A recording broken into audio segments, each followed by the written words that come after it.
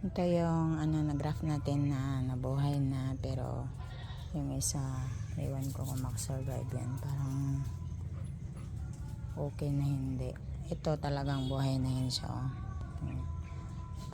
Actually, ito yung yung sobrahan siya kasi masyadong mamoist. So, binutasan natin para lumabas yung naglaglag yung dahon niya, pero yan tumubo ulit. Sibol ulit sila ngayon.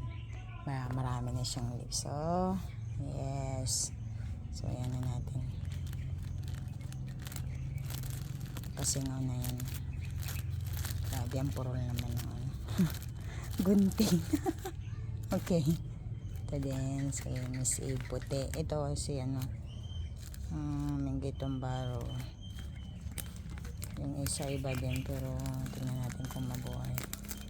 Tatlong varieties ko lahat. Ay nako, grabe. Okay.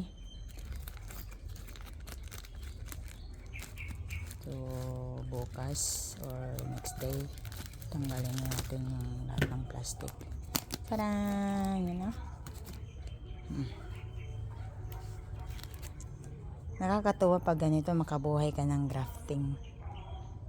Yan yung niya. Yan, sanga yan ng malaking bougainvillea.